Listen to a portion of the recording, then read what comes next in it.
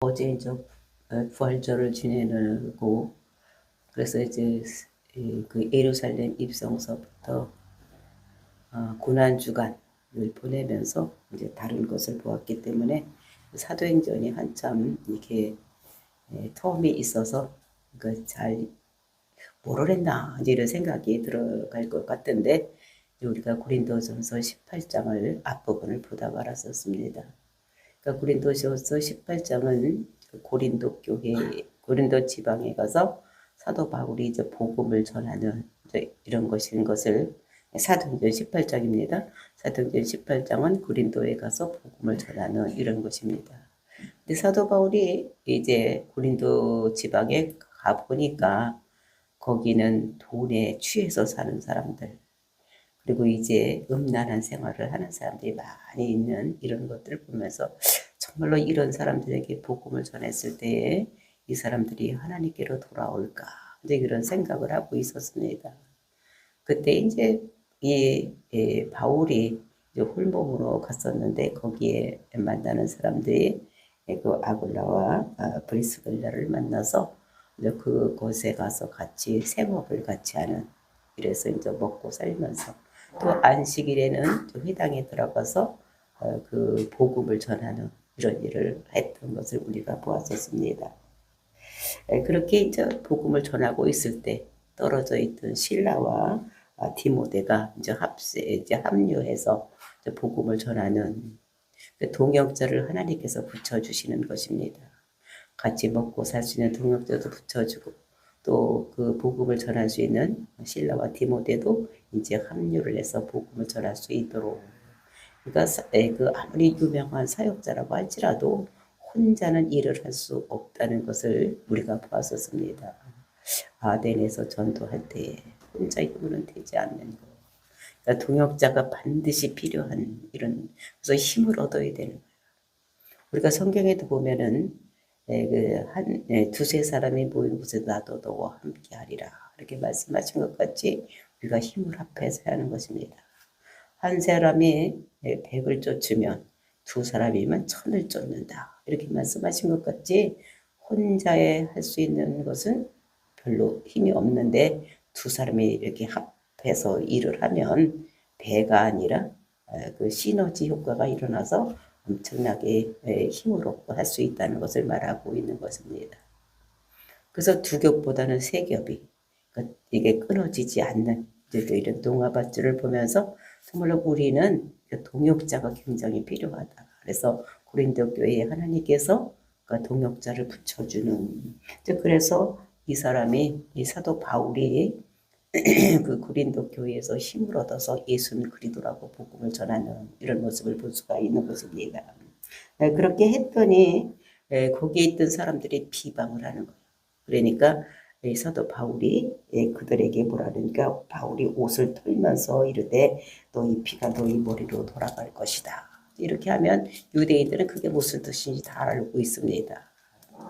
그러면서 나는 깨끗한 이후에 이방인에게로 가리라 하고, 그래서 이제 유대인에게 해당해서 복음을 전하는 것, 이런 것들을 이제 비방을 하기 때문에 그리스도 예수는 그리스도라고 전하니까 비방하니까 다른 곳으로 가는데 그때에 그 유스도라고 하는 사람이 있어서 그 집을 내어줘서 교회를 세우는데 그게 회당 바로 옆집 이렇게 세워서 이제 거기 가서 이제 복음을 전하는, 이방인들에게 복음을 전하는 이렇게 되었습니다.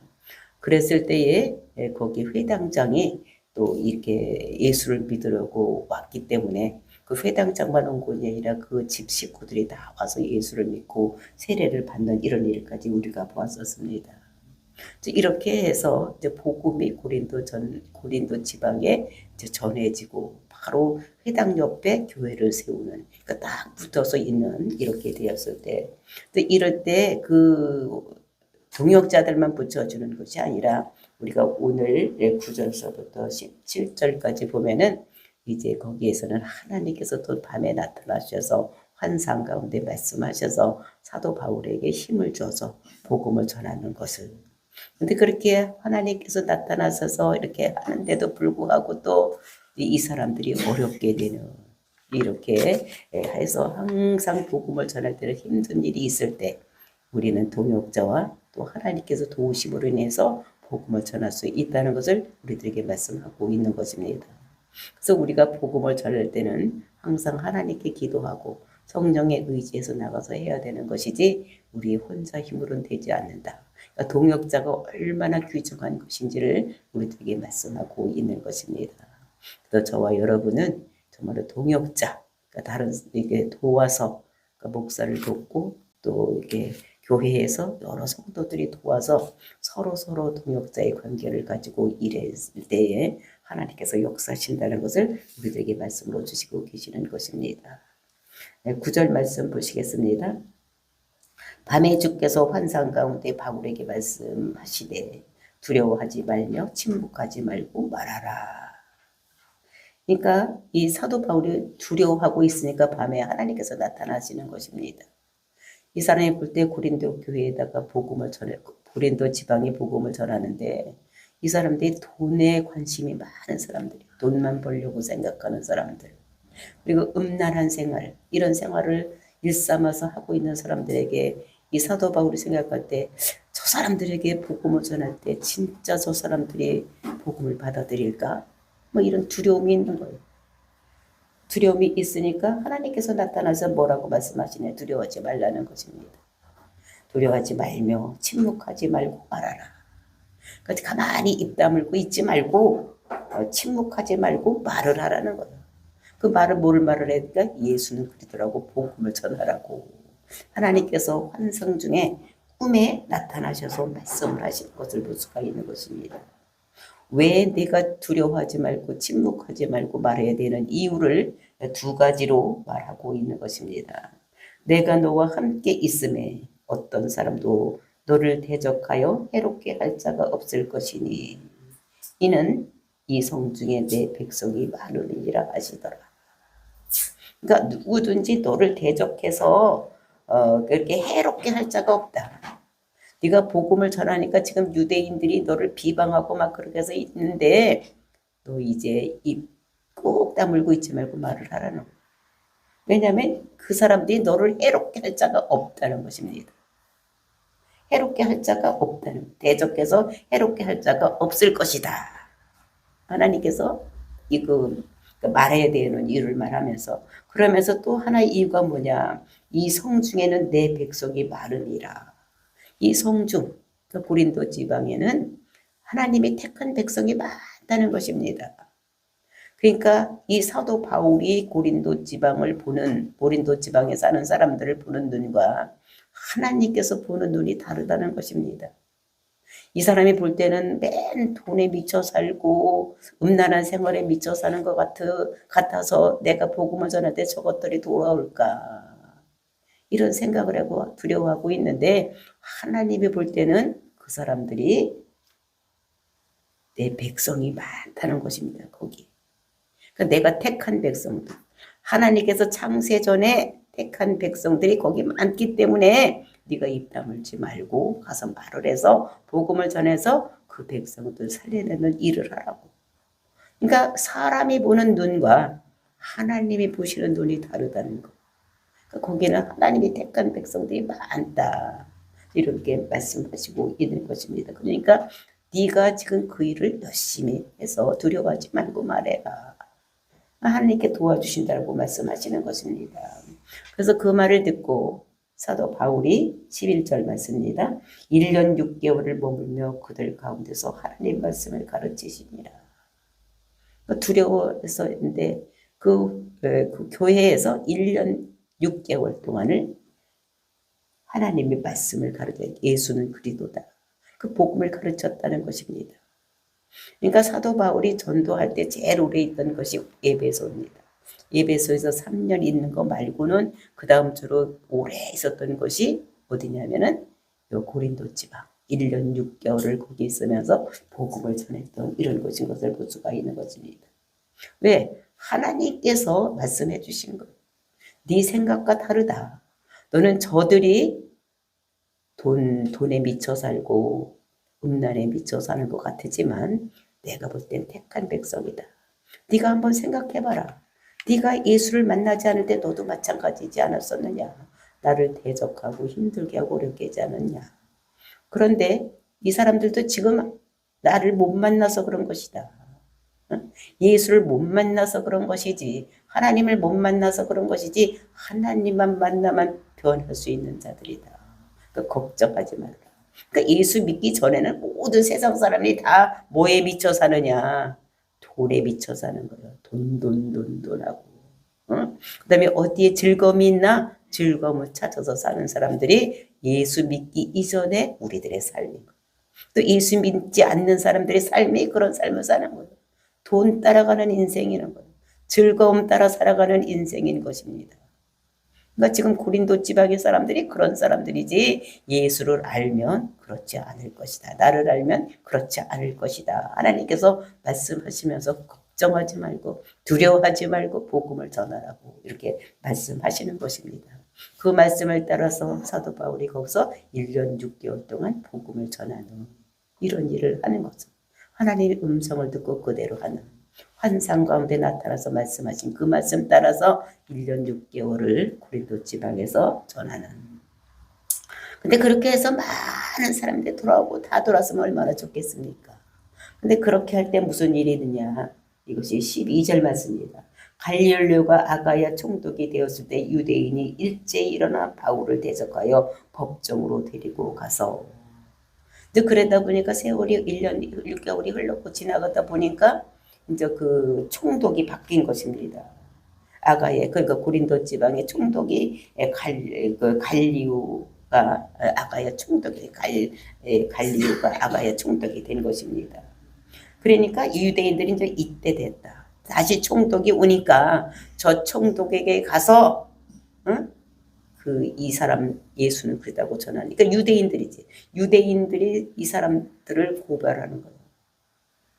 그래서 예수는 그러다고 전하지 못하게. 왜냐하면 새로운 지도자가 오면 그 사람들에게 가서 무슨 얘기를 하면은 그곳에 그 사람들에게 환심을 사기 위해서 제일 먼저 내어놓는 그런 일은 들어주는 예가 많기 때문에 이 사람들이 그거를 노리고 사도 바울을 법정으로 데리고 가는 고발을 하는 내용인 것입니다. 그러면서 가서 뭐라고 얘기를 어떤 죄목을 들어서 법정으로 끌고 가는 13절입니다. 말하되 이 사람이 율법을 어기면서 하나님을 경외하라고 사람들을 권한다 하거늘. 그래서 율법인데 율법은 여기서 로마법을 얘기를 하는 것입니다. 율법이 아니라 로마법.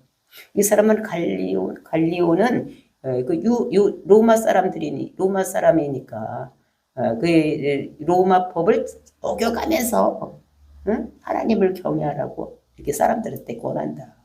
왜냐하면 로마에는 이제 믿을 종교가 있고 믿지 못하니까 이런 거는 믿어도 된다. 이런 종교가 한 30가지는 되었다고 합니다. 그러니까 그때 이제 구약을 믿는 유대인들, 그 유대인들의 종교는 믿으라고 한 거예요. 그랬는데 이 기독교는 이제 신흥 종교잖아요. 그러니까 이것은 아직 로마에서 믿으라고 이렇게 해놓은 것이 아니니까 그거를 알고 어떻게 되냐면 이 사람이 예수를 그 로마법을 어기면서 로마에서 제정한 종교 말고 딴 것을 가지고 하나님을 경외하라고 이렇게 한다. 잘못된 것이다. 로마법을 지키지 않는 사람이다. 라고 고발을 하는 것입니다. 그랬을 때 바울이 그냥 가만히 있지 않고 이제 법정에서 자기의 변호를 하려고 말하는 것이 14절입니다. 바울이 입을 열고자 할 때에 갈리오가 유대인들에게 이르되 너희 유대인들아 만일 이것이 무슨 부정한 일이나 불량한 행동이었으면 내가 너희 말을 들어주는 것이 옳거니와. 그러니까 유대인들에게 갈리오가 말하는 걸 뭐라냐. 예, 지금 니들이 가져온 이 제목이 부정한 일, 그러니까 법을 어기는 일, 그리고 불량한 행동, 막 강도나, 그 다음에 사람을 죽이거나 또는 음란한 생활을 했던지, 뭐 이런 것들, 이런 것이면 내가 너희 말을 들어주는 것이 옳다. 그러니까 막 강도짓을 했던지, 법을 어기고 불량자라든지, 막 이런 이야기를 가지고 나한테 와서 얘기를 하면은 내가 그것에 대해서 판단해서 옳고 그름을 하는 것이 옳겠다. 그런데 15절 말씀입니다. 만일 문제가 언어와 명칭과 너희 법에 관한 것이면 너희가 스스로 처리하라. 근데 만약에 니들이 가지고 잘못했다고 법정에 가지고 있는 죄 문제가 언어와 명칭과 너희 법에 관한 것이며, 그러니까 언어, 로고스, 이것은 말씀의 해석을 얘기를 합니다. 로고스라고. 그러니까 그런 것, 말씀이든지 또는 명칭 또는 이것이 너희 법, 그러니까 너희 법은 율법인 것입니다. 그러니까 너희들이 법을 가지고 있는 그 법을 어겼다든지 뭐 이런 것이면은 관한 것이면 너희 스스로 처리하라. 나는 그것에 대해서 상관하지 않겠다. 또 이렇게 얘기를 하지. 나는 이러한 일에 재판장 되기를 원하지 아니하니라 하고 관리하고 확실하게 정하는 것입니다. 너희들 이거 법정에 가져온 문제가 너희들 종교의 문제든지 너희 언어의 문제든지 너희의 명칭의 문제가 같으면 나는 거기에 상관하지 않고 너희가 이 사람이 불량한 행동, 나쁜 행동, 사회적인 무리를 일으켰다든지 사회에서 도덕적으로 이런 법률적으로 어기는 이런 것을 했으면 내가 하지만 그렇지 않고 너희들에 관한 것이면 내가 거기에도 상관하지 않겠다. 아주 못을 박는 것입니다. 그러면서 어떻게 하느냐. 그들을 법정에서 쫓아낸 나가라고. 여기는 그런 문제 가지고 올 때가 아니다. 여기는 사회적으로 사회적인 법 이런 거를 어기고 이렇게 해야지 되는 것이지 여기는 너희들 종교의 문제나 언어의 문제나 뭐 너희들 말씀을 가지고 와서 나한테 하라니만 너희들 율법의 문제는 니들이 가지고 해결해라. 그리고 완강하게 그들을 내쫓는 모습을 볼 수가 있는 것입니다. 그랬을 때 17절 맞습니다. 모든 사람이 회당장 소스데네를 잡아 법정 앞에서 때리되 갈릴료가 이 일을 상관하지 아니하니라. 모든 사람이 회당장 소스데네를 잡았다는 것입니다. 거기에 있던 거기 있는 사람이 그 회당장 소스데네. 그러니까 먼저 번에 회당장은 어떻게 됐습니까? 예수를 그리스도로 믿겠다고 회당장을 내놓고 옆에 와서 어떻게 됩니까? 예수를 그리스도로 믿는 바울의 밑에 와서 믿는 사람이 되었으니까 좀 회당장을 다시 뽑았을 거 아니에요. 유대에서, 그치? 유대교에서. 그러니까 유대교의 소스데네를 잡았어. 그리고서 이제 법정 앞에서 때리는 거예요. 그 법정 앞에서 그 모든 사람들이 그 회당장, 유대교를 믿는 그 최고 사람들 막 때리는. 그랬을 때 때리되 갈릴료가 이를 상관하지 아니하니라. 그러니까 거기서 막 난장판을 넣고 때리고 막 그렇게 하면은 때리지 말라고 해야지 될 텐데 나가면서 상관하지. 그러니까 쳐다도 보지 않으니까 니들 일은 니들이 해결하라고. 이렇게 하면서 상관하지 않는 이런 모습을 볼 수가 있는 것입니다. 이렇게 된 것은 왜 이렇게 됐느냐. 그것은 하나님께서 9절 10절에서 예언한 하나님께서 그렇게 하겠다고 하신 약속이 이루어진 것이 이 사건인 거죠. 갈릴리오가 그들이 니들 뽑은 니들이 해결하라. 막 두드려 패고 이래도 가만히 안 보고 그냥 내두는 것은 하나님이 9절 10절에서 말씀하셨어요. 뭐라고 말씀하시냐. 내가 너와 함께 있으면 어떤 사람도 너를 대적하여 해롭게 할 자가 없을 것이다. 이렇게 예언했던 그 밤에 나온 환상 중에서 그렇게 말씀하셨던 것이 실제 생활에서 그대로 이루어지는. 뭐 갈릴리 앞에 끌려갔는데 갈릴리가 막 이렇게 재판에서 하면 되는데 그렇게 하지 않는 것이. 그러니까 해롭게 할 자가 없는 거. 복음을 전하는데 해롭게 할 자가 하나님께서 그렇게 하신다고 예언한 것이 그대로 이루어지는 이런 모습을 볼 수가 있습니다.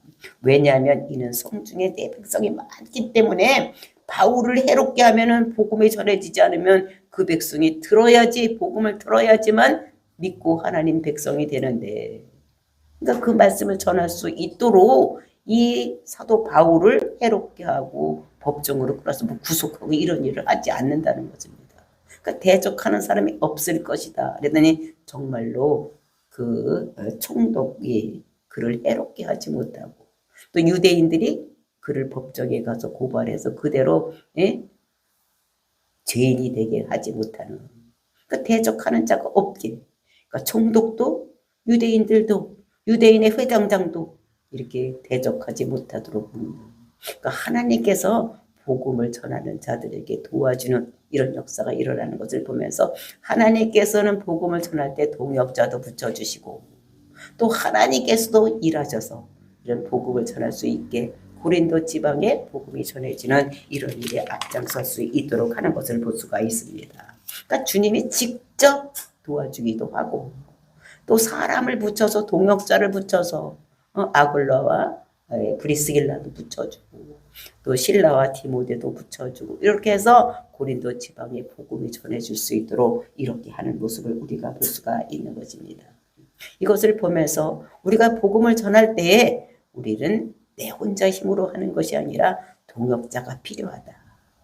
동역자가 필요해서 그러니까 시너지 효과가 일어나는 거예요. 한 사람이 10명 전하면 두 사람이면 100명, 세 사람이면 1000명, 10,000명까지 전할 수 있는 이런 것이 된다는 것을 우리들에게 말씀을 주셔서 정말로 동역자가 없는 것이 엄청나게 큰 힘들고 어려운 일이다.